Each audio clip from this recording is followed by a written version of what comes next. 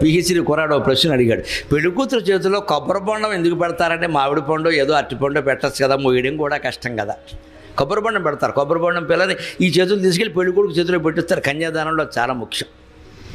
కొబ్బరి బొండం ఎందుకు పెడతారన్నాడు. అంటే ఆ పెళ్లి కూతురు అంటుందయ్యా, నేను సన్నగా స్లిమ్గా ఉన్నానని చేసుకుంటున్నామేమో, ముందు ముందు నా సైజు ఇది దృష్టిలో పెట్టుకో. అది భరించగలిగితే చేసుకో, లేకపోతే ఎడిపో మంచిది. నేను ఎప్పుడు ఇలాగే ఉంటాను అనుకోకే, సన్నగాను. పైగా సహజంగా మామూలు మానవ ధర్మం ప్రకారం పెళ్ళి అయిన తర్వాత ఆడవాళ్ళు లావు అవుతారు. అది చాలా తప్పనిసరి. నేను వేదిక మీద వివరించే విషయాలు కావు.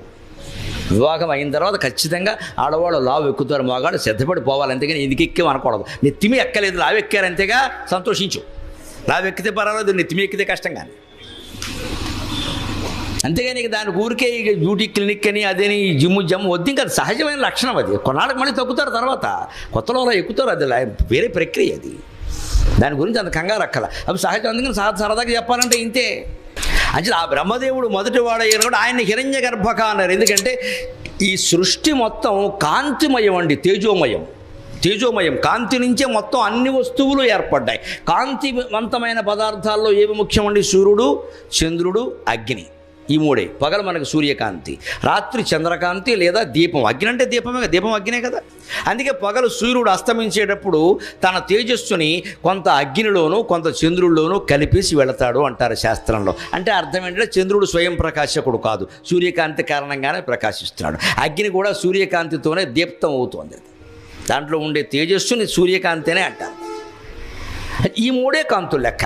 లోకంలో ఉండేటువంటి వస్తువులు మన కంటికి కనపడుతున్నాయి కాబట్టి ఉన్నాయనుకుంటున్నాం, కనపడకపోతే లేనట్టే కదా. కనపడడానికి పగలు సూర్యుడు కారణం, రాత్రి చంద్రుడు కారణం లేదా అగ్ని కారణం. అంచేత సమస్త వస్తు రూపాలు కూడా సూర్య చంద్ర అగ్ని రూపాలలో ఉంటాయి. తేజస్సు లేనిదే పదార్థం లేదు. ఈ తేజోవంతమైన పదార్థాల్లో అత్యంత తేజోవంతమైనది బంగారం. దాన్ని సంస్కృతంలో హిరణ్యం అంటారు. అందుకని హిరణ్య గర్భ, తేజస్సును గర్భమందు దాల్చి ఈ సృష్టి అంతా ఒకే ఒక విష్ణువు భరిస్తున్నాడు. మొత్తం ఉన్నది తేజస్సే. వస్తువులు అనేది మన విభాగం వల్ల తోస్తున్నాయి, అంతే తేడా. అందుకే మీరు ఫోటో తీసినప్పుడు గమనించండి, ఒక కిరణాలు మన మీద ప్రసారం అయ్యేలా చేస్తారు. అక్కడ మనిషి ఎక్కడ అడ్డం వస్తాడో ఆ మనిషి బొమ్మ అక్కడ పడుతుంది, మిగిలిందంతా కిరణాలే. ఆ మనిషి అడ్డం రాకపోతే అక్కడ కూడా ఉండేది కిరణాలే. అప్పుడు కూడా కిరణాలు ఏం జరిగాయి? మనలోకి వెళ్ళే, శరీరంలోకి వెళ్ళే కిరణాలు. అందుకే ఫోటో ఎక్కువ సార్లు తీయించుకోకూడదు, ఎక్స్రే అసలే తీయించుకోకూడదు. ఇటీవల డాక్టర్లు కూడా చెప్పారు, ఓహో ప్రతిదీ స్కానింగ్ అని వెళ్ళిపోకండి, బతుకంతా స్కానింగ్ అయిపోతున్నారు. స్కానింగ్లు ఎక్కువ చేయించుకోకూడదు. అవన్నీ లోపల కడుపులో కిరణాలు పెడతాయేమో, లేజర్ కిరణాలు. అవి లోపల ఎముకల్ని తినేస్తాయి. మనకి ఇవాళ ఈ ఫోటోలు చూడడానికి అన్నీ బాగానే ఉంటాయి. ఇంత స్కానింగ్ తీయడమును 2000 కొట్టేయడము ఏమీ లేదు. ఏమీ లేకపోవడం 2000 ఉన్నాయి కదా. నేను రోజు ప్రతిసారి నా పుట్టినరోజు అయిన మర్నాడు ఆరోగ్య పరీక్షలు చేయించుకుంటా. 15 ఏళ్ళుగా నియమం పెట్టుకుని. ఎందుకంటే నా ఆరోగ్యం నాది కాదు, ప్రజలది. అందుకే బోళ్ళంత మంది బాధపడతారు పాపం. అందుకే నేను చేయించుకుంటా. 15 ఏళ్ళుగా పెట్టుకుని పుట్టినరోజు మొన్న వచ్చింది కదా, రేపు ఇంటికి వెళ్ళగానే ఖచ్చితంగా ఆరోగ్య పరీక్షలు చేయించుకుంటా. మాకు ఇక్కడ హైదరాబాద్లో ఓ డాక్టర్ గారు ఉన్నాడు, ఆయన దగ్గరికి పెడతా. ఆయన పాపం వరుసగా నాకు చేస్తున్నాడు. మొన్న 2 ఏళ్ల క్రితం ఓ మాట అన్నాడు, పరీక్షలు ఏవో చేసిన తర్వాత 4000 కట్టండి అన్నాడు. కట్టేశాను, అయిపోయాక ఆయన అన్నాడు, ఏమిటోనండి 4 ఏళ్ళుగా చేస్తున్నాం, ఏమీ దొరకలేదు అన్నాడు. 4000 దొరికాయి కదా అన్నాను. ఏమి దొరకపోవడం ఏంటి? 4000 దొరికాయి, కిందసారి 3000 దొరికాయి, మొత్తం మీద 10,000 దొరికాయి, నాకేం దొరకరాలి. డాక్టర్ గారు చాలా ఆనందించి, మీరు ఎలా చెలోక్తులు వేస్తారు, నాకు ఎంత ఇష్టమో అని పిలిచి 20% తగ్గించమన్నాడు. జోకు పనిచేసింది. 20% తగ్గించారు. అది ఏం దొరకపోవడం అంటే దొరుకుతున్నాయి కదా, డాక్టర్లకు దొరుకుతున్నాయి. స్కానింగ్ వల్ల ఏమీ లేదని చెబుతున్నాడు, మన దగ్గర 2000 కొట్టించాడు. ఏమీ లేని దానికి 2000 ఎందుకు? ఈ స్కానింగ్లు, ఎక్స్రేలు, చివరికి ఫోటోలు కూడా ఇవాళ సెల్ఫీల పేరు మీద రకరకాల పేర్ల మీద ఫోటోలు దిగుతున్నారే. ప్రతి ఫోటో నీలో ఉండే కొంత శక్తిని హరిస్తుందమ్మా. ఎన్ని ఫోటోలు దిగుతావో దిగి ఆలోచించుకో. ఫోటోలు ఎక్కువ దిగడం అంటే మన ఆయుర్దాయాన్ని మనం క్షీణింపజేసుకోవడమే. ప్రతిదీ కిరణాలు లోపలికి వెళ్ళాయి. సరిగ్గా కాంతి స్వరూపం మనది. ఆ కాంతి మన మీద పడింది. మన చర్మం మొత్తం ఎలా ఉందో అలా కణాలు వచ్చేసాయంటే ఆ కిరణాలు లోపలికి వెళ్ళాయి. లోపల నుంచి దాటుకుని బయటికి వెళ్ళాయి. లోపల నుంచి దాటుకునే బయటికి వెళ్ళి కాంతి ప్రయాణం చేస్తుందండి మనిషి శరీరం నుంచి కూడా. ఎక్స్రే ఎలా వచ్చింది? ప్రయాణం చేసింది. ఆ ప్రయాణం చేయడంలో ఎముక అడ్డం వచ్చింది, ఆ ఎముక బొమ్మ అక్కడ పడింది. అడ్డం రాకపోతే కాంతే పడుతుంది కదా, అనుమానం ఏముంది? అంచేది మొత్తం ప్రపంచం అంతా వస్తుమయం కాదు, కాంతిమయం. అంచేది దేవుణ్ణి హిరణ్య గర్భ, కాంతిమయ వస్తువుల్లో హిరణ్యం ముఖ్యమైనది, బంగారం కాబట్టి ఆ హిరణ్యము గర్భమందు కలిగి బంగారు కాంతితో ఈ ప్రపంచం అంతా నిండిపోయినవాడు. హిరణ్య గర్భో భూగర్భగా, మంచి మాట అది కూడా. భూగర్భగా, భూమిని తన గర్భమందు ధరించిన వాడు, పైగా భూమి గర్భమందు తాను ఉన్నవాడు. ఏదైనా ఒకటే. భూగర్భంలో కూడా దేవుడు ఉన్నాడా? దేవుడు సర్వాంతర్యామి అంటారు కదండి. ఎలా ఉన్నాడు దేవుడు అంటే? ఏం చెప్పుకున్నాం మనం ఇందాక? అన్ని వస్తువులకి మూలమైంది ఏది అన్నాం. ఇదో బల్ల అన్నాం. బల్లకి మూలం చెక్క, చెక్క మూలం మట్టి, మట్టికి మూలం భూమి, భూమికి మూలం అగ్ని నీరు, నీటికి మూలం అగ్ని, అగ్నికి మూలం వాయువు, వాయువుకి మూలం ఆకాశం. అన్నింటికీ మూలాల్లోకి వెళ్ళండి మీరు, పంచభూతాల్లోకి వెళతారు. దాని మూలం ఆకాశం, ఆకాశ స్వయం విష్ణువు. ఇది ఇనప కమ్మి అనుకున్నాం. ఇనుముకు మూలం మట్టి, మట్టికి మూలం నీరు, దానికి మూలం అగ్ని, వాయువు, ఆకాశం, ఆకాశ స్వయం విష్ణువు. ఇప్పుడు ఆకాశమే విష్ణువు అని అర్థమైంది కదా. భూగర్భక అంటే భూమి తన గర్భంలో ఉంది అంటే మనం తేలిగ్గా నమ్ముతాం. భూమి గర్భంలో కూడా ఆకాశం ఉంది. ఎలా నిరూపిస్తామండి? భూమి గర్భంలో ఆకాశం ఉంది. ఇది నేల అనద్దు మీరు, అందులో ఆకాశం ఉంది. ఎలా ఉందో తెలుసా? ఎక్కడైనా ఓ గొయ్యి తవ్వండి, ఒక అరగజంలో తవ్వండి, ఆ తవ్విన మట్టి పక్కనేయండి, మళ్ళీ ఆ మట్టితో పూడసండి. వీలు కాదు, కొంత మట్టి తేవలసింది. మనందరికీ అనుభవంలో ఉన్న విషయం ఇది. కూటిబిళ్ళు ఆడుకుందు గొయ్యి తవ్వినా సరే తీసిన మట్టితో దాన్ని పూడ్చలేరు మీరు. ఎంతో కొంత లోటు ఉంటుంది అక్కడ. ఖచ్చితంగా బయట నుంచి మట్టి తేవలసిందే. తీసిన మట్టి మీరు జాగ్రత్తగా, ఒక్క రేణువు కూడా పోకుండా, పక్కన ఏదైనా పెద్ద మైకా సంచి పెట్టి దాని మీద రేణువు పోకుండా వేయండి, ఏం పర్వాలా. మళ్ళీ ఆ గోతులో ఆ మట్టి వేయండి, అది లోపలికి వెళ్ళిపోయింది, కొంత ఖాళీ మిగిలింది. చిన్న గొయ్యి దగ్గర నుంచి పెద్ద గొయ్యి వరకు మొత్తం అనుభవం ఇది. నుయ్యి దవ్విన మట్టితో మళ్ళీ నుయ్యి పొడచలేం, సగమే పొడుతుంది, సగం మిగులుతుంది. ఆ మిగిలిందే ఖాళీ, అదే ఆకాశం. ఆకాశ స్వయం విష్ణు. ప్రతి ఉదాహరణ సులభమైన ఉన్నాయి, మనం కాస్త ఆధునికంగా దృష్టి పెట్టి ఆలోచిస్తే తెలుస్తుంది. అది భూమి అనుకుంటున్న దాంట్లో భూమి ఆకాశం ఉంది, నీరు ఉంది, భూగర్భ జలాలు లేవా? లోపల వాయువు ఉంది, వాయువు లేకపోతే నీరు ప్రవహించదు. బయట నీరు ప్రవహిస్తుందంటే వాయువు కారణం అండి. భూగర్భంలో కూడా జలాలు ప్రవహిస్తున్నాయంటే నీరే కారణం, వాయువే కారణం. అంటే భూమి ఎలాగో ఉంది, అందులో ఖాళీ రూపంలో ఆకాశం ఉంది, అందులో భూగర్భ జలాలు నీళ్లు ఉన్నాయి, జలాలను ప్రవహింపజేస్తున్న వాయువు ఉంది. భూమిలో అగ్ని లేదా? అగ్ని లేకపోవడం ఏంటండి? తవ్విన చోట ఎక్కడైనా పట్టండి, చల్లగానైనా ఉంటుంది, కొన్ని ప్రాంతాల్లో వేడిగానైనా ఉంటుంది.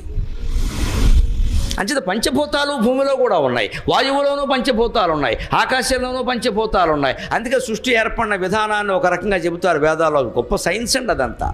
5 భూతాలని 5 కాస్త ఏదో బిళ్ళ ఇంత ఇద్దడి సిబ్బి అనుకోండి, ఇంత మట్టి ముద్ద అనుకోండి, 5 ముద్దలు. ఆ సృష్టి నిర్మాణం ఎలా జరిగిందని శాస్త్రీయంగా చెప్పింది హిందూ మతం. దేవుడు ఇలా కూర్చున్నాడు, ఆకాశం రావాలి అన్నాడు, ఆకాశం వచ్చింది. భూమి రావాలి అన్నాడు, భూమి వచ్చింది. రాదమ్మా, ఆర్టీసీ బస్సు రావట్లేదు, ఆకాశం భూమి ఎక్కడి నుంచి వస్తాయి? ఈ కబుర్లు చెప్పొద్దు. ఈ గుడ్డి నమ్మకాలు, వ్యవహారాలు హిందూ మతంలో ఉండవు. హిందూ మతం పరమశాస్త్రీయం. సృష్టి అలా ఏర్పడిందని చెప్పలేదు. సృష్టి ఎలా ఏర్పడిందంటే పంచభూతాల నుంచి ఏర్పడిందని చెప్పారు. అది కూడా ఎలాగా? భూమి, ఆకాశం, అగ్ని, వాయువు అన్నీ కలిపి 5 ముద్దలు, మట్టి ముద్దలు అనుకోండి కాస్త. ఇది ఇంతంత మట్టి ముద్దలు. ఈ మట్టి ముద్దను ముందు సగం చేశాడు, ప్రతి ముద్దని సగం చేశాడు. చేసి భూమి అనే ముద్ద ఉందండి, అందులో సగం తీసేట. ఆ సగాన్ని 4 భాగాలు చేసి అందులో ఒక భాగం అగ్నిలో, ఒక భాగం వాయువులో, ఒక భాగం నీటిలో, ఒక భాగం ఆకాశంలో కలిపెట్టాడు. మళ్ళీ అగ్ని ముద్ద ఒకటి ఉంది కదా, దాన్ని సగభాగం చేసి ఆ సగం అలాగే ఉంచి ఆ ఒక సగాన్ని తీసుకొచ్చి మళ్ళీ 4 భాగాలు చేసి దాన్ని ఒకదాన్ని భూమిలో, ఒకదాన్ని నీటిలో, ఒకదాన్ని వాయువులో, ఒకదాన్ని ఆకాశంలో కలిపెట్ట. అంటే ఏమైంది? ప్రతి భూతములోనూ కూడా ప్రతి పదార్థంలో సగం అదే, సగం మిగిలిన 4. అందుకని పంచభూతాల్లో దేన్ని మీరు పరిశీలించినా అందులో మిగిలిన 4 ఉంటాయి, మిళితమై ఉంటాయి. ఇదంతా సైన్సా కాదా? ఎవడండి గుడ్డి నమ్మకం అంటాడు? వేదం చదవరు, ఉపనిషత్తులు చదవరు, శాస్త్రాలు చదవరు. ఎవడో చెప్పే మాటలు ఏదో నమ్మేసి దేవుడు పుట్టిస్తాడండి, దేవుడు నేను పుట్టించాను ఎక్కడా చెప్పరా. ఇలా ఏర్పడింది అని చాతుర్వర్ణ్యం మయా సృష్టం తస్య కర్తారమపి మాం విద్యకర్తారం అవ్యయం. స్పష్టంగా చెప్పాడు. అన్నీ చేసింది నేనే అని అంటున్నారయ్యా, అన్నీ చేసింది నిజంగా నేనే, కానీ ఒక్క మాట చెబుతున్నా, రహస్యం నేనేం చేయలేదన్నాడు. తస్య కర్తారమపి మాం విద్యకర్తారం అవ్యయం. వాటికి చేసింది నేనే అయినా నేను చేయలేదే. చేసింది నేనే అంటావు, చేయలేదంటావు అంటే నేను చేశానని మీరు అనుకుంటున్నారు కాబట్టి నేను చేశానంటున్నా, కానీ నిజానికి వాటికి మీద కర్తృత్వ భావన నాకు లేదు. జీవితంలో మనకు ఉండాల్సింది అదే. యజ్ఞమో యాగమో వినాయక నవరాత్రులు లేకపోతే ఈ ప్రవచనమో ఏదో చేశాం అంతే. ఇక తర్వాత వచ్చేవరన్నా అద్భుతంగా చెప్పారంటే సంతోషం అండి, ధన్యవాదాలు అంతే. అవునా అండి? ఇంతకుముందు వచ్చిన వాళ్ళు ఇలా చెప్పారండి, నేను కెలకడం ఇక్కడ పనిగట్టుకొని. ఇంతకు తర్వాత ఎవరో వస్తారు కదండి, ఆయన ఎలా చెప్తా మీకు చెప్పరండి, అనుమానం లేదు. ఈవేళ నేను ఒక్కడిని వచ్చేసింది, ఇంకా నీ విష్ణు సహస్రం దేనికి పని లేక ఈ చంపేస్తున్నాడు పట్టుకొని లోపలికి వెడితే అంటాడు. వీడు తక్కువడు కాదు, మనం ఎదురుగా ఉన్నప్పుడు అంటాడు, బయటికి వెళ్ళి ఏమంటాడు, అబ్బో చాలా అహంకారం ఉండు బాబు, ఇంకేం తప్ప ఎవడు చెప్పలేట, ఇంకెందుకండి, ఇది నాకు తోచిన మాటలు నేను చెబుతున్నానమ్మా, మీకు నచ్చితే మంచిదే, ఇంకొకరు ఎంతకంటే బాగా చెప్పొచ్చు, నేను చెప్పిన దాంట్లో పొరపాటు ఉండొచ్చు, వారు సరి చేయొచ్చు, ఎవరు చెప్తారండి దాన్ని? ఒకడే విజ్ఞానవంతుడు ఆ ప్రపంచంలో. అన్ని భూతాలలోనూ అన్నీ కలిపి ఉన్నట్టు అన్నీ ఉంటాయి. అందుకని హిరణ్య గర్భగా భూగర్భ. ఇంకొక మాట చెప్పుకుని మనం సెలవు తీసుకుందాం. భూమి గర్భంలో ఆకాశం ఉందని మనం తెలుసుకున్నాం, భూమి కూడా ఆయన గర్భంలో ఉంది. ఈ భూమండలం మొత్తం భగవంతుడి గర్భంలో ఉంది. దానికి ఉదాహరణ మళ్ళీ భీష్ముడి యొక్క స్థానంలోనే దొరుకుతుంది. కుప్పించి ఎగసిన కుండలంబుల కంతి గగన భాగం బెల్ల కప్పికొనగ ఉరికిన నోర్వక ఉదరంబులోనున్న జగముల వ్రేగుణ జగతి కదల అన్నాడు ఆ పద్యంలో. శ్రీకృష్ణుడు భీష్ముడి మీద కోపంతో చక్రం తీసుకుని కిందికి దూకెట్ట. అప్పుడు ఏం జరిగిందంటే, ఉరికిన నోర్వక ఉదరంబులోనున్న జగముల వ్రేగుణ జగతి కదల. ఆయన కిందకి దూకేసరికి భీష్ముడు ఏమంటున్నాడు అంటే, అయ్య బాబాయ్ 14 లోకాలు కడుపులో పెట్టుకున్నవాడు కిందకి దూకేశాడు, కొంపలు అంటుకోవా, అంత బరువైన వాడు 14 లోకాలు భరిస్తున్నవాడు కిందకి దూకితే ఈ భూమండలం తట్టుకోగలదా? అదండి ఉరికిన నోర్వక ఉదరంబులోనున్న జగముల వ్రేగున జగతి కదల. ఆయన కడుపులో ఉన్న లోకాల బరువుకి ఈ లోకం తల్లడిల్లిపోదా అన్నాడు. ఇక్కడ మనం కాస్త చర్చించుకుందాం, తెలుస్తుంది. కడుపులో ఎన్ని లోకాలు ఉంటాయండి? దేవుడి లోకాల్లో పురాణాల లెక్క ప్రకారం 14. 15వ లోకం ఎక్కడా లేదు. కింద 7, పైన 7. అతల వితల సుతల తలాతల రసాతల మహీతల మహాతల పాతాళ, ఇవి 7. పైవి ఏమిటండి? భూలోకంతో కలిపి భూలోక, భువర్లోక, సువర్లోక, మహాలోక, జనోలోక, తపోలోక, సత్యలోక, పైవి 7 కలిపి 14. ఇదంతా కలిపి ఓ బ్రహ్మాండం. 14 మించిన లోకాలు ఎక్కడా లేవు కదా. శ్రీకృష్ణుడు కడుపులో ఉన్న లోకాలకి బయట ఉన్న లోకం కదిలిపోతుంది అంటే, బయట 13 ఉండి బయట ఒకటి ఉందా? లోపల 13 ఉండి +1, లేకపోతే లోపలే 14 ఉంటే మరి బయట ఉన్న లోకం ఏది కృంగిపోవడానికి? ఏదో ఒకటి నిజం కావాలి కదా. అది తర్కం అంటే. కవిత్వం చదువు ఊరుకోకూడదు. ఆ తర్కంలో పెడితే భూగర్భ అనే మాట అర్థమవుతుంది. 14 లోకాలు ఆయన గర్భంలో ఉన్నాయంటే మరి బయట ఏదో ఉందంటున్నావు. అది జగముల వ్రేగున జగతి కదలడానికి బయటే ఉంది, అన్నీ ఆయన లోపలే ఉన్నాయి కదా. లేదండి 13 ఆయన లోపల ఉన్నాయి, ఒక భూమండలం ఒకటి బయట ఉంది అని అంటే, అయితే ఆయన పరిపూర్ణుడు కాదండి. లోకాలన్నీ కడుపులో ఉన్నాయంటే అలాగా ఒక లోకం ఆయనకి బయట ఉందిగా. అంచేత శ్రీకృష్ణుడు అని మనకు కనపడుతున్న రూపం ఉంది, అక్కడ భీష్ముడికి కనపడినా ఎవరికి కనపడినా అది ఆ యుగ ధర్మం ప్రకారం అవతరించిన వ్యక్తి అంతే. ఆయన ఒక్కడే దేవుడు కాదు, అన్ని రూపాలు దేవుడి రూపాలు. ఆ మాటకు వస్తే భీష్ముడు, ఆ రథము, ఆ కోపము అవన్నీ కూడా దైవ రూపాలు. 14 ఆయన కడుపులోనే ఉన్నాయి, బయట ఉంది అని మనకు కనపడుతోంది. ఇది మిథ్య, జగన్ మిథ్య అంటే అర్థం. అది మనకు కనపడుతోంది అంతేగాని ఇది నిజంగా లేదు. కళలో కూడా మనకి బోర్డు కనపడతాయి లేవు. అలాగే ఓ కళలో మనమంతా మునిగి ఉన్నాం, ఇది లేనట్టు లెక్క. శాస్త్రజ్ఞుల పరిశోధనలు కూడా ఆ విషయాలే రుజువు చేస్తున్నాయి. అనంత కోటి నక్షత్రాలు బ్రహ్మాండాలు కనిపెడుతున్నారంటే నాసా కేంద్రం వాళ్ళు. వాటికి ఏమిటో నెంబర్లు వేసుకుంటూ పోతున్నారు. ఈ మధ్య కొత్తగా కనిపెట్టింది ఏమిటో తెలుసా? పాల పొంత అని ఒకటి కనపడుతోంది, మిల్కీ వే. అందులో బ్లాక్ హోల్స్ ఉన్నాయి, నల్లటి రంధ్రాలు, కృష్ణ బిలాలని. అందులోంచి ఏమిటో ఇలా ఇలా ఇలా ఇలా నక్షత్రాలు వచ్చేస్తున్న నక్షత్రాలు ఇలా బయటికి చేరుతున్నాయి, కానీ అందులోకి వెళ్ళిన నక్షత్రం ఏది మళ్ళీ కనపట్లేదు అన్నారు. వీళ్ళు పాల పొంత అని ఈ పెద్ద మనుషులు పేర్కొంటున్న దాన్నే పాల సముద్రం అన్నారు మన పురాణాలు. అది విష్ణు స్థానం. అక్కడి నుంచి లోకాలు వస్తాయి, మళ్ళీ అందులోకి పోతాయి. సరిగ్గా నిప్పు మండుతూ ఉంటే అగ్ని మునుగురు పురుగుల్లాగా నిప్పు రవ్వలు బయటకు వస్తాయి, మళ్ళీ రాలిపోతాయి. ఈ లోకాలన్నీ నిప్పు రవ్వలు లాంటివి. అదే సరిగ్గా ఉపనిషత్తుల్లో చెబుతారు. భగవంతుడి లక్షణాలు, సృష్టిని భగవంతుడిని కలిపి 5 లక్షణాలు చెబుతారు.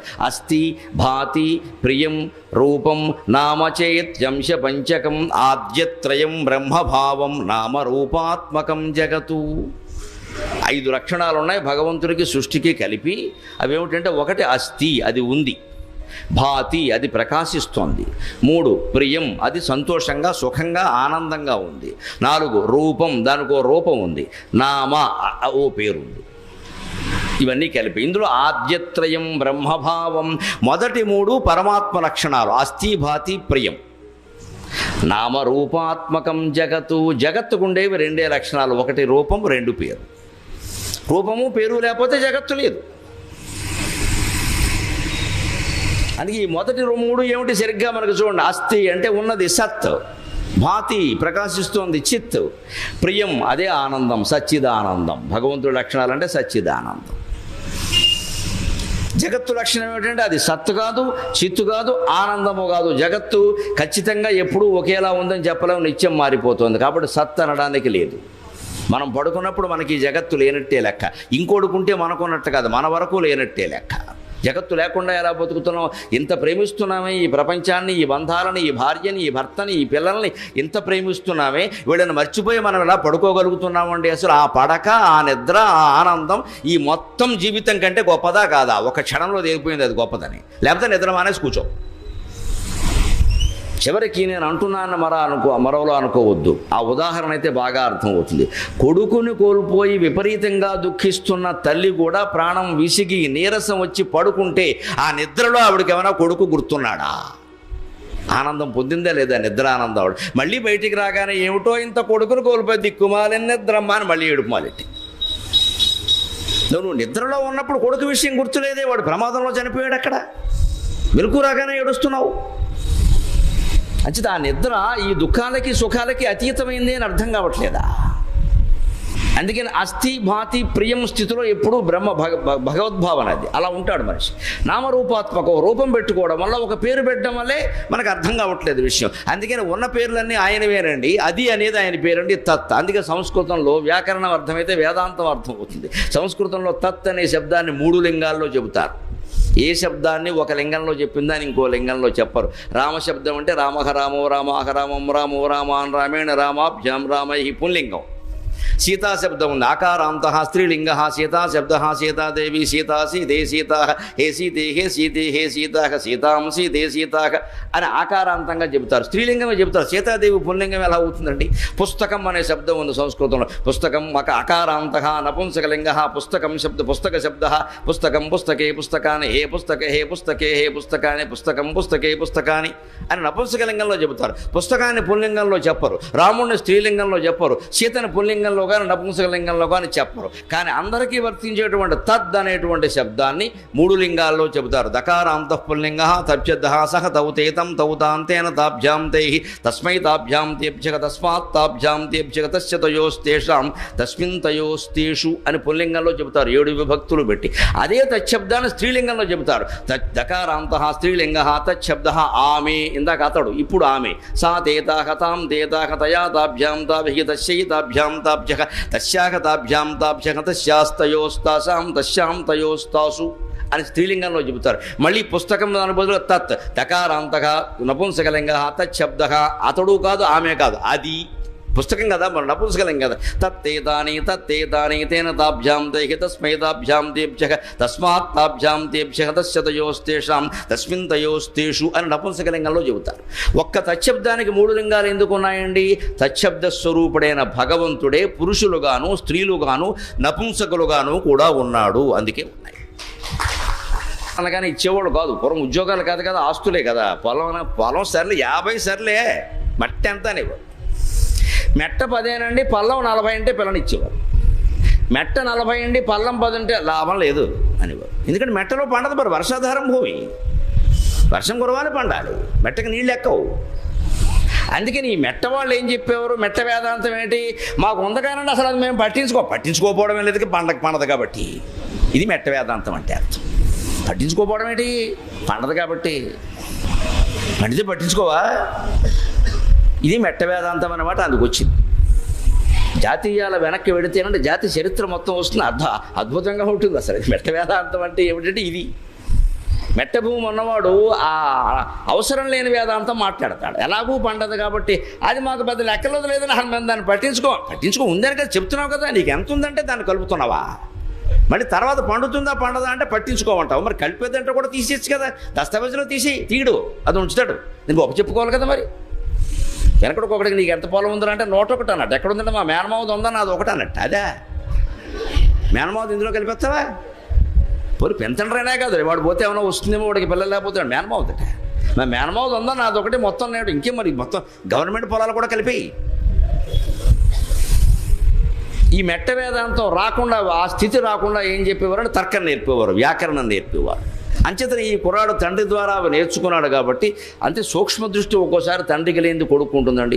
అందుకని దేవుడు ఎక్కడున్నాడు అంటే పాలల్లో వెన్న ఎలా ఉంటుందో దేవుడు అలాగే ఉన్నాడండి. చిలికితే కానీ రాదు కదా, దేవుడైనా అంతే కదా, మధించాలి కదా అన్నాడు. రాజుగారికి చాలా ఆనందమైంది. దేవుడు పేరేమిటి అంటే, మీరు ఇది పళ్ళెం, ఇది గ్లాసు, ఇది చెంబు, ఇది బల్ల అన్నారు. ఇది తీసేయండి, ఇది ఆ పళ్ళెం పేరు చెంబు తీసేయండి, మిగిలింది ఇది కదా, అదే బ్రహ్మండి. తద్బ్రహ్మ తత్వమసి అహం బ్రహ్మాస్మి అంటే రాజుగారికి పరమానందం అయిపోయింది. ఆ కుర్రాన్ని తీసుకెళ్ళి ఎత్తుకుని ముద్దెట్టేసుకుని ఎదురుగా నుంచి సింహాసనం దగ్గరికి పిలిపించి నుంచోబెట్టి నువ్వే నా గురువురా అన్నారు. ఇప్పుడు చెప్పాడే. 3వ ప్రశ్న ఏంటండి అన్నాడు. దేవుడు ఏం చేస్తూ ఉంటాడన్నాడు. మీరు ఇప్పుడు నన్ను గురువు అన్నారు కదండి, గురువు నిలబడి ఉండగా శిష్యుడు కూర్చోవడం ధర్మమేనా అన్నాడు. చిలివెంటి వాడిది. దెబ్బకి రాజుగారికి ఇంకా ముద్దైపోయిన బంగారు కొండ అన్న రాజ్యం నీకు ఇచ్చేసిన తప్పు లేదురా, బ్రహ్మాండంగా మాట్లాడు అని వాడిని సింహాసనం మీద కూర్చోబెట్టి ఈయన కింద కూర్చున్నాడు. ఇప్పుడు అడగండి మీ ప్రశ్న అన్నాడు. దేవుడు ఏం చేస్తూ ఉంటాడు అన్నాడు. ఇదే చేస్తూ ఉంటాడు అన్నాడు.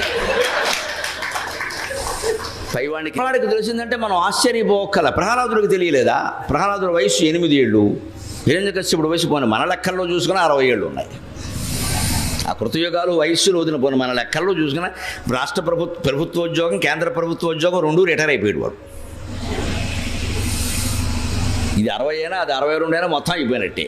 అటువంటి వాడికి తెలియలేదని అనడానికి లేదు, వాడికి జ్ఞానం ఉంది, పక్కకి వెళ్ళిపోయాడు.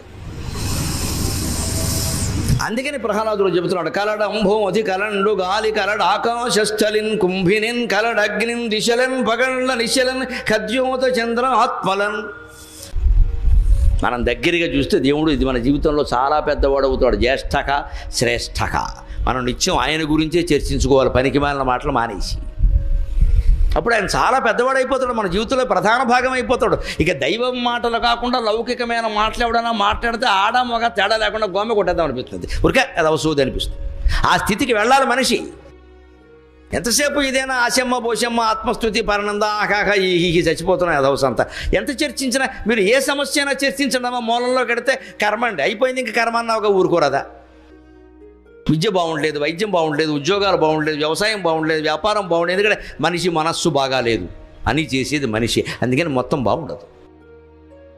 దాని గురించి ఎక్కువ చర్చ కూడా అనవసరం. మనం చేయాల్సిందంటే ఏదైనా చేసేద్దాం, పోనీ చేయవలసింది ఏదో చేసి వదిలేసే ఆ విషయాన్ని. మన జీవితాల్లో జ్యేష్ఠక శ్రేష్ఠక. విమానం అంత పెద్దదిగా ఎందుకు కనిపించింది? దగ్గర ఉండబట్టి. చిన్నదిగా ఎందుకు కనపడేది? దూరంగా ఉండబట్టి. దేవుడైనా అంతే, దూరంగా నువ్వు ఆలోచించి ఎప్పుడో ఏడాదికి ఒకసారి వినాయక నవరాత్రులు చేసేస్తే ఈ తర్వాత ఏదో మనకు అది సాంప్రదాయం ఆనవాయితీ అమ్మ మానకూడదు అంటే మానకూడదు కాబట్టి చేస్తున్నామమ్మా, నీకు భక్తి లేదు. ఈ మొత్తం ఆనవాయితీ సంప్రదాయం మానకూడదు. ఈ భయము కానీ ప్రలోభం కానీ పనికిరాదండి. వినాయక నవరాత్రుల తర్వాత మళ్ళీ మీకు 10 రోజులు కాకుండా దసరా నవరాత్రులు వచ్చేస్తున్నాయి. ఇక్కడ 9 రోజులు చేశాం వినాయకుడికి. తర్వాత వాళ్ళ అమ్మగారు వస్తుంది, మా అబ్బాయికి 9 రోజులు చేశారు, నా సంగతి ఏమిటంటుంది, నీకు 10 రోజులు చేస్తామమ్మా, రోజు ఎక్కువ అంట. తర్వాత వాళ్ళ ఆయన వస్తాడు శివుడు, మా ఆవిడికి 10 రోజులు చేశారు, మా అబ్బాయికి 9 రోజులు చేశారు, మొత్తం వీళ్ళందరినీ పోషిస్తున్నది నేను, బెచ్చమెత్తు కూడా పోషిస్తున్నాను, నా సంగతి ఏమిటంట. నీకు కార్తీక మాసం ఎలాంతా చేస్తానైనా కోప్పడకండి. తర్వాత వాళ్ళ మేనమా వస్తాడు. మరి రాజకీయాల్లో తెలుగుదేశం ఉన్నట్టు, వైఎస్ఆర్ పార్టీ ఉన్నట్టు మాధవ పార్టీ ఉంది. ఇక్కడ మాది శివుడు పార్టీ అయితే కేశవుడు పార్టీ, మరి మాకేం లేదా అంటాడు ఆయన. అప్పుడు మార్గశిర మాసం అంతా నెలంతా ధనుర్మాసం ఆయనకే చేస్తాము మనం.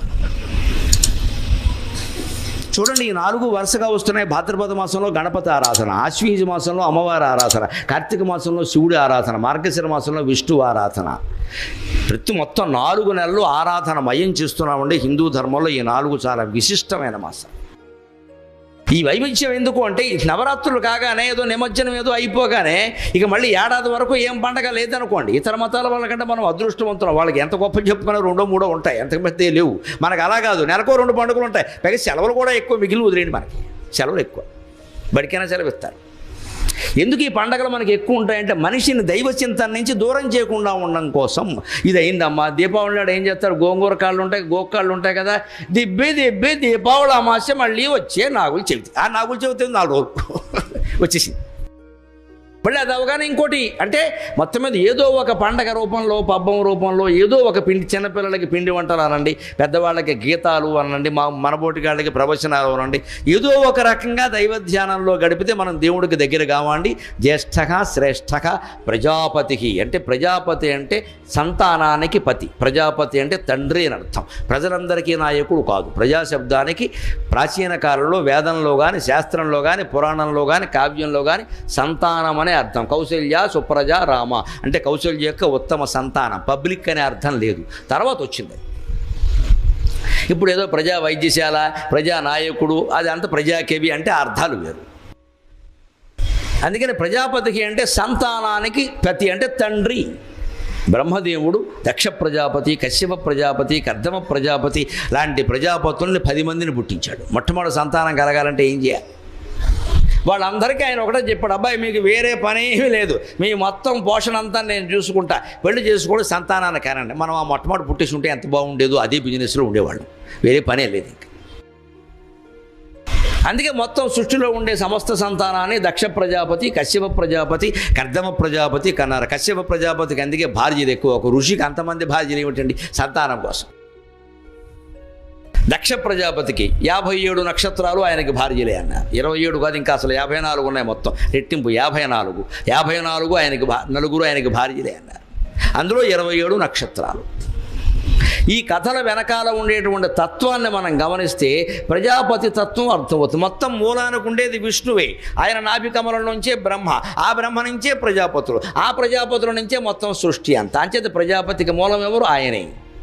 ఈశాన ప్రాణద ప్రాణో జ్యేష్ఠ శ్రేష్ఠ ప్రజాపతికి హిరణ్యగర్భో భూగర్భో మాధవో మధుసూదనక. ఆ మొట్టమొదట పుట్టినటువంటి ప్రజాపతులకి తండ్రి ఉన్నాడే బ్రహ్మ, ఆయన్ని హిరణ్యగర్భ అంటారు. అందుకే వేదాత్మనాయ విద్మహే హిరణ్యగర్భాయ ధీమహి తన్నో బ్రహ్మ ప్రచోదయాతు అని బ్రాహ్మణులు గుళ్ళో మంత్రపుష్పంలో చదువుతారు. బ్రహ్మదేవుడికి నమస్కారం చేస్తూ వేదాత్మనాయ విద్మహే, వేదములకి మూలమైన మనస్సు కలిగిన బ్రహ్మదేవుడిని తెలుసుకోవాలంటే హిరణ్య గర్భాయ ధీమహి, హిరణ్య గర్భుడైన ఆ బ్రహ్మదేవుణ్ణే నేను ధ్యానం చేస్తున్నా. ఎందువల్ల? తన్నో బ్రహ్మ ప్రచోదయాత్, తత్ నక బ్రహ్మ ప్రచోదయాత్. ఆ ప్రక్రియకి బ్రహ్మదేవుడు మమ్మల్ని ప్రేరేపించునుగాక, దాని అర్థం అది. ఇలాగ మొత్తం రుద్రుడికి చెబుతారు, సూర్యుడికి చెబుతారు.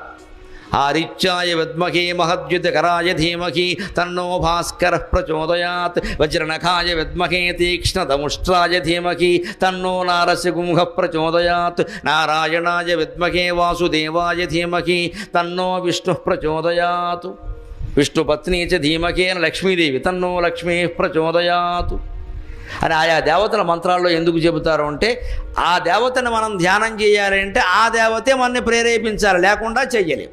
మనకు మామూలుగా కూడా అంటారు, కాశీ వెళ్ళాలంటే శివుడు అనుకోవాలి, అమ్మామానం అనుకుంటే వెళ్ళలేము అంటారు. చూడండి, శివుడు ఆజ్ఞ లేనిదే ఎవడో కాశీలో ప్రవేశించలేడు, ప్రవేశించిన వాడు కూడా వెనక్కి వచ్చేస్తాడంటే శివుడు ఆజ్ఞ అంటే అర్థం ఏమిటమ్మా? శివుడు ఒకడికి ఆజ్ఞాపించి ఇంకోటికి ఎందుకు ఆజ్ఞాపించడు?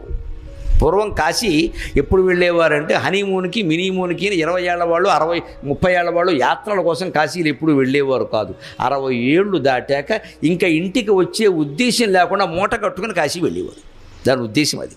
అందుకే కాశీ యాత్ర అంటారు. ఎప్పటికీ పెళ్ళిళ్ళలో చేయిస్తారు, మీరు గమనించండి. స్నాతకం అయ్యాక చేయిస్తారు. బ్రాహ్మణుల ఇళ్లలో అయితే తప్పనిసరి, మిగిలిన ఇళ్లలో కూడా ఉంటుంది కాశీ యాత్ర.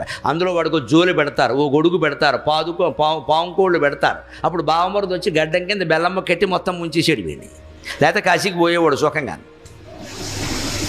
వాడికి ఒక జోలు ఉంటుంది. ఆ జోల్లో ఏముంటాయి గమనించండి మీరు, ఇన్ని బియ్యం ఉంటాయి, కందదుంప పెండలం దుంప ఉంటాయి. ఎందుకంటే స్టోర్ నిలవ ఉంటాయి అవి, అందుకోసం దారిలో వండుకోవడానికి. దాంట్లో నీకు ఏదో అరటిపళ్ళు పెట్టేవనుకో మన్నాడు కుళ్ళిపోతాయి.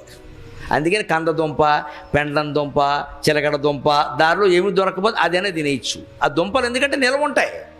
నిలవ ఉండే కూరలు బియ్యం పెడతారు. గొడుగు ఎందుకు? దారిలో వాన వస్తే వాడుకోవడానికి. పావుకోళ్ళు ఎందుకు? చెప్పులు లేకుండా అయినప్పుడు అప్పుడు చాలామందికి చెప్పులు ఉండేవో, పావుకోళ్ళు ఉండాలి. ఈ స్థితిలో వటుడైన వాడు వేదాధ్యయనం చేసి ఉపనిషత్తులు కూడా చదివి పరమభక్తి జ్ఞాన వైరాగ్యాలతో నాకు సంసారం వద్దు, నేను హాయిగా కాశీ వెళ్ళి తపస్సు చేసుకుంటానని వెడుతుంటే దారిలో ఎక్కడో ఆగుతాడు ఓ చోట. మరి ఆగానగా ఒకసారి వెళ్ళాడుగా.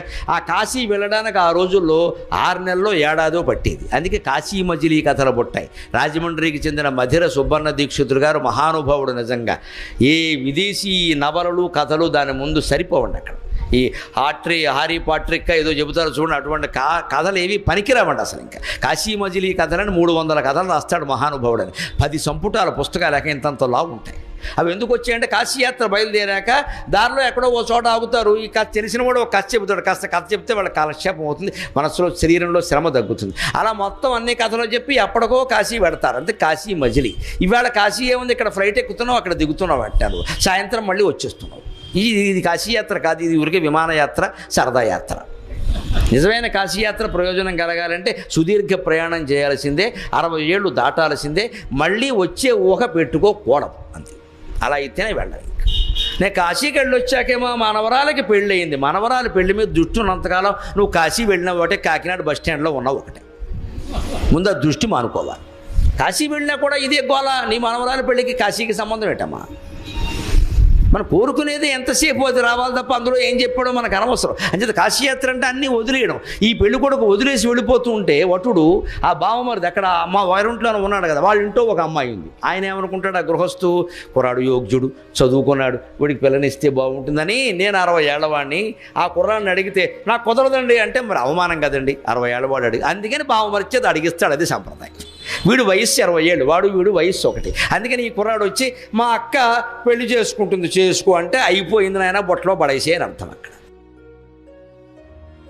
బావమరిది చేత ఎందుకు అడిగిస్తారు అంటే, బావమరిది అడిగితే వాడు కాదన్నా పర్వాలేదు, అవమానం కాదు. పెద్ద ఆయన కన్యాదాత అడిగితే మరి 50 ఏళ్ళ అయిన అవమానం కదా. మన సంప్రదాయాల్లో ఇన్ని విశేషాలు ఉన్నాయండి. మానవ మర్యాద, మంచి శాస్త్రం, అంతిమంగా భక్తి జ్ఞాన వైరాగ్యం.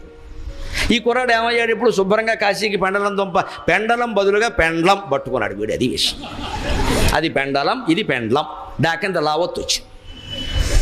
ఆ పెండలం వదిలేశాడు, పెండలాన్ని పట్టు. ఇక మళ్ళీ దొంప తెగింది, ఇక లేవలేదు ఇంక నుంచి. అందుకే నన్ను ఎక్కడో అవధానం చేస్తుంటూ అడిగారు, పెళ్లి కూతురు బొట్టలో కూర్చుంటుంది కదండి, పెళ్లి కొడుకు కూర్చోడే అన్నారు. వాళ్ళు కూర్చున్నది 5 నిమిషాలైనా ఆయన, తర్వాత వీడు ఆ బొట్టలో పడ్డాడు, ఈ జన్మలో లేవలేదని చెప్పి.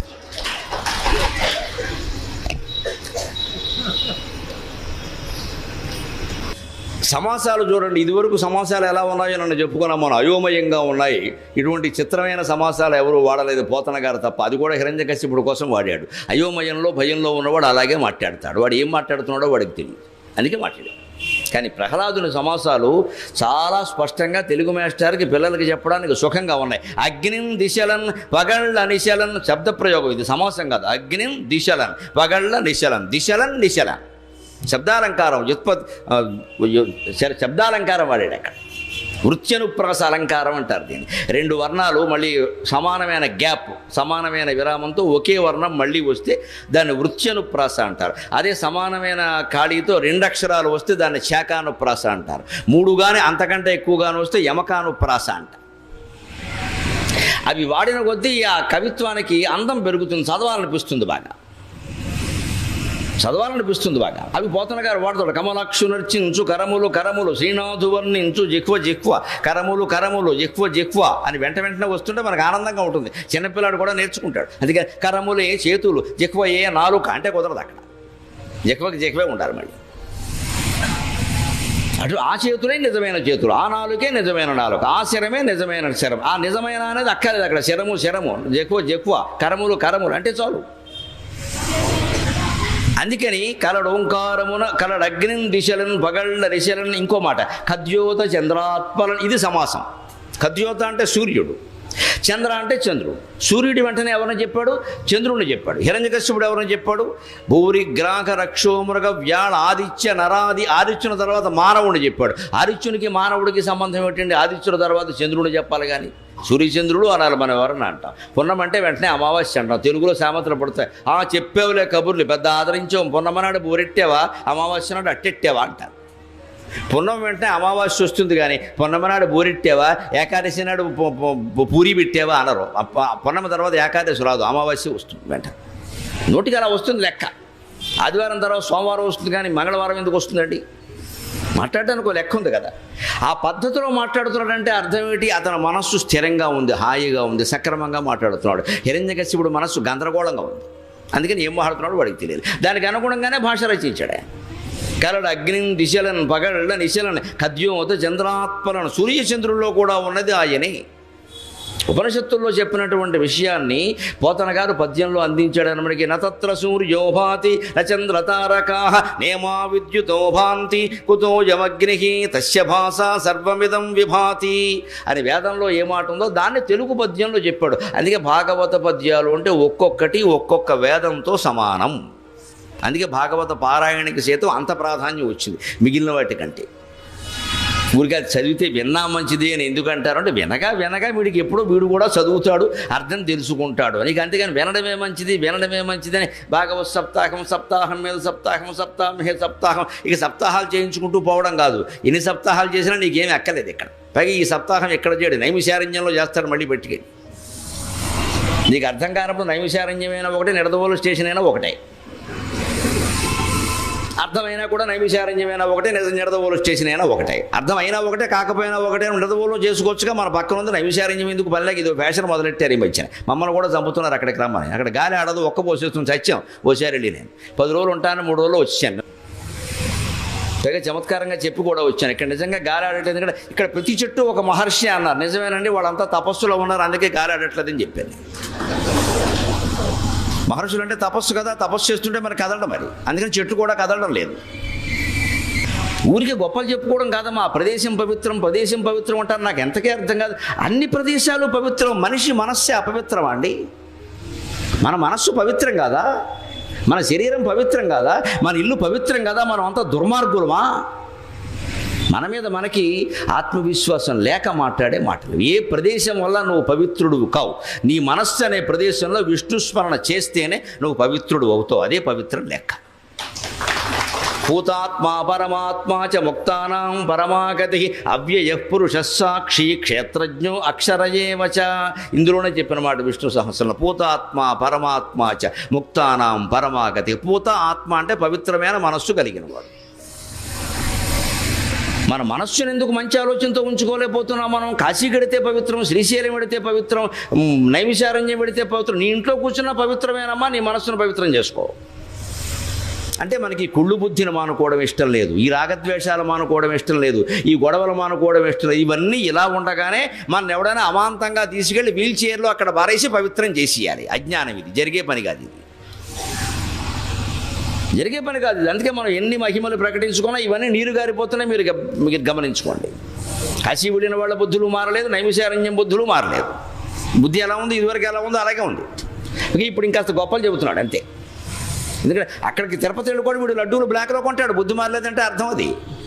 కొంటాడు, నాకు కావాల్సిన లడ్డూలు నాకు రావాల్సిందే. ఇక అంత పట్టుబట్టి దేవుని ప్రసాదాన్ని బ్లాక్లో కొన్నాక నువ్వు తిరుపతి ఎందుకే తెమ్మపరం వెళ్ళి కూర్చోరాదా అంతలో ఖర్జూరం కొనుక్కుని. ఈ బుద్ధి మార్చుకోవాలి ముందు. ప్రహ్లాదుడు ఆ బుద్ధి మీద పెట్టాడు దృష్టి, ప్రదేశాల మీద పెట్టలేదు. హిరణ్యకశిపుడు ప్రదేశాల మీద పెట్టాడు. అంటే అన్ని ప్రదేశాల కంటే పవిత్రమైనది మనిషి మనస్సే. సమస్తమైన తీర్థాల్లో మానస తీర్థం గొప్పది అని శంకరాచార్య చెప్పారు. కాశీఖండంలో అగస్త్యుడు చెబుతాడు, మనస్సును మించిన తీర్థమే లేదు. తీర్థములు మానసములు ముక్తిప్రదములు తరుణు ఇవి మేలు బాహ్య తీర్థముల కంటే. తీర్థములు మానసములు ముక్తిప్రదములు తరుణు ఇవి మేలు బాహ్య తీర్థముల కంటే. మనుజుడిది ఎరింగియుతాను మధురవాణి బాహ్య తీర్థం ముగల్వ నిష్ఫలముగాదే అని కాశీఖండంలో చెబుతాడు, అగస్త్యుడు చెబుతాడు. మనిషికి మనస్సును మించి ముక్తినిచ్చేది లేదు. ఎందుకంటే మనస్సే బంధానికి కారణం. మనస్సే బంధానికి కారణం కాబట్టి మనస్సే ముక్తినిస్తుంది. కారణం ఒకటైతే కార్యం వేరే ఎలా ఉంటుందండి? మనస్సుల వల్లనే మనకి బంధం వచ్చింది కాబట్టి మనస్సు వల్లనే ముక్తి వస్తుంది. అందుకని లోపాముద్రాదేవితో అగస్త్యుడు అంటాడు స్పష్టంగా, తీర్థములు మానసములు ముక్తిప్రదములు. మనస్సును మించిన ముక్తి తీర్థం వేరే లేదు లోపాముద్ర. తరుణి ఇవి మేలు బాహ్య తీర్థముల కంటే. గంగలో మునిగాం, కావేరిలో మునిగాం, గోదావరిలో మునిగాం, కృష్ణాలో మునిగాం, ఎందులో మునిగినా నీ మనసులో నువ్వు మునిగే వరకు విషయం నీకు అర్థం కాదు. మనుజుడిది ఎరింగియు తాను మధురవాణి బాక్ష్యతీర్థము గొల్వ నిష్ఫలముగాదే. తెలిసి కూడా ఊరికే మునుగుతారు పోయి, అజ్ఞానం కాకపోతే ఏమిటని కాశీఖండంలోనే చెప్పాడు. మనం వెళ్ళి కాశీని పెంచేస్తాం, గంగాని పెంచేస్తాం, స్నానాన్ని పెంచేస్తాం. నేను పొద్దున్న మధ్యాహ్నం స్నానం 3 పూట్ల మునిగేసా. ఎంతమందిని ముంచావో చెప్పు, నువ్వు మునగడం కాదు ఇక్కడ. మళ్ళీ తణుకు వచ్చాక ఎంతమందిని ముంచావు, ఎన్ని కంపెనీలు పెట్టావు, ఎంతమందిని ముంచావు. ఆ ముంచిన విషయం చెప్పడు, మునిగిన విషయమే చెబుతాడు ఇక్కడ. ఆ ముంచడం మానే వరకు ఈ మునగడం కుదరదు ఇక్కడ. పైగా ఆ మునగడం వల్ల ఈ ముంచిన పాపం పోయిందంటాడు. ఇది మరీ అజ్ఞానం. అలా పోదు ఎక్కడ. ఎందుకంటే మనకు అది ఇష్టం, అలా ఉండాలి. మనం ఏం చేసినా కూడా కాపాడేవాడు ఉండాలి. కానీ ఇలా చెయ్యి అలా చెయ్యి అంటే అలా మేము చెయ్యం. మేము ఇలాగే ఉంటాం, మీరు మమ్మల్ని కాపాడండి, కాపాడే ఉపాయం చెప్పండి. అది సాధ్యం కాదండి ఎవరికి. కలడంభోధి కలండు గాలి కలడు అగ్నిని దిశలను బగళ్ళ రిశలను ఖద్యోత చంద్రాత్మల కలడు ఓంకారమును. ఒక్క ఓంకారంలోనే భగవత్ సృష్టి మొత్తం ఉందండి. ఓంకారం ఎలా ఏర్పడింది? అకారం, ఉకారం, మకారం.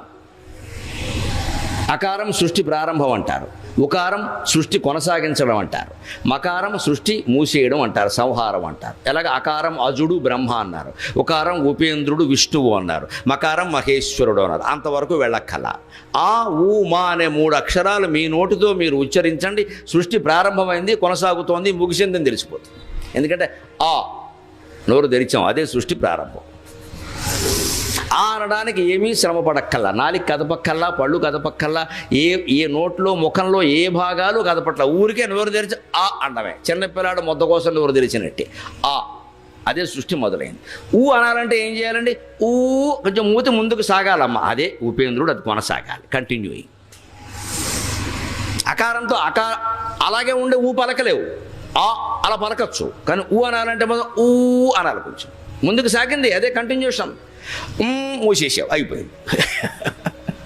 ఇది ఓంకారం. ఆ ప్లస్ ఊ కలిపితే ఓ, ఓకి మకారం కలిపితే ఓం. ఒక్క ఓం అనే అక్షరంలో సృష్టి ప్రారంభం, సృష్టి కొనసాగడం, సృష్టి మూసేయడం మొత్తం చెప్పినటువంటి ఓంకారాన్ని కంటే భగవత్ స్వరూపమైన అక్షరం ఉంటుందా? అంటే ఇంకేదో నమశివాయ, నమో నారాయణ నీ ఇష్టం చేసుకోలేదమ్మా అని ఒక్క ఓంకారం చాలు.